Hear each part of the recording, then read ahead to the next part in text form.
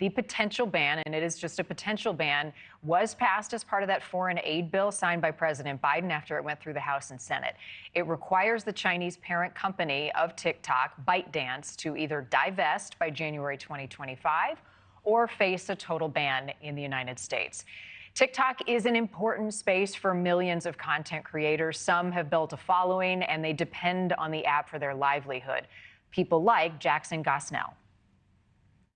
All right, so we're in Washington regarding the TikTok bill. How do you close that gap, and do you think you can overcome someone like Donald Trump? How are we going to get back on track and bring those costs back down?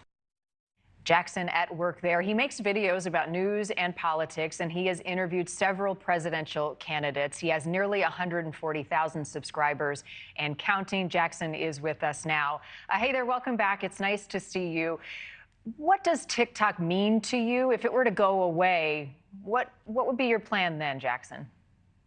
Well, Marni, it's good to be with you. I would be devastated if TikTok went away. The community and the people who are on TikTok is just not found anywhere else. A lot of people are saying, oh, go to Instagram or go to Facebook or YouTube, but the reach is just not there. I've been able to connect with millions of people over the course of the last few years, and I would be unable to do that without TikTok. The other platforms just aren't as easy to reach people on.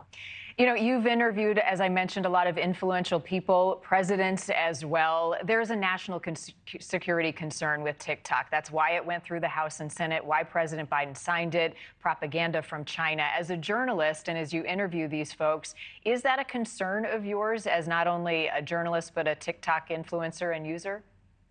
Well, I think security is at the top of mind for everybody. And certainly I welcome any security improvements that could come to TikTok, but I don't think getting rid of it is the answer. And also, I don't understand the emphasis on just one particular social media platform. I think if our lawmakers are really worried about security, which is what a lot of them want to talk about, then they would bring a bill that would talk about security on all platforms opposed to just this one. And so, you know, I do recognize that there's Chinese ties, but it looks like TikTok is taking the appropriate action to ensure that user data is safe, at least from what I've seen. That's fair, Jackson, right? The internet is the wild, wild west, and some of these apps, some rules apply to some while not to others. You posted that you met with South Carolina Senator Tim Scott about the TikTok bill. What did he share?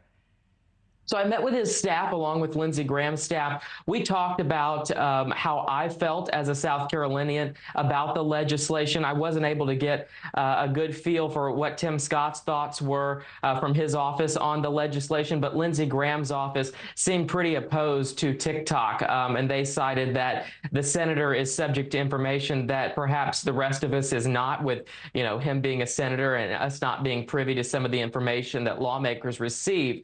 But again, I've seen a lot of efforts by TikTok and have talked with their staff about what they're doing, and I feel pretty comfortable using the platform as I continue to connect with a lot of people across this country. One option, Jackson, for TikTok is to divest, right, to sell TikTok to another group. Are you concerned at all that that shift would also change the ability for you to connect on the platform, or would that work potentially? Well, I think it's a concern that is being worked out right now. I think a divestiture is something that is just kind of thrown in there, but a lot of the lawmakers have made it pretty clear that they do want to ban TikTok. And so while this is there, it's going to take a while to actually do that if it comes to fruition. I was talking with a small business owner this morning, and she told me in the process of transitioning her business, it took about a year, and she's got like 3 employees. So a company of this scale, I think a year is a very short window for that to happen. So I hope that something can happen in order to save it, but a divestiture in a year seems a little bit unreasonable. As a user of these apps, right, and your generation grew up using them, you guys are experts at it. What is it about TikTok that you can't do on Instagram or Facebook? What is the biggest difference, do you think, in building these unique communities? I think it's the discoverability, because there's the For You page, which obviously pushes out a lot of different information and content from all sorts of users. And places like Instagram, Facebook, and YouTube just don't do that as well, in my opinion. Certainly they have that capability, but with TikTok, I think it feeds you information a little bit better, things that are more relevant to you and that you can connect with, and that just simply doesn't exist in other places. I don't know what sort of secret sauce TikTok has, but whatever it is, it seems to work. Thank you for watching. Go to newsnationnow.com to find News Nation on your television provider, and don't forget to click the red subscribe button below to get more of News Nation's fact-driven, unbiased coverage.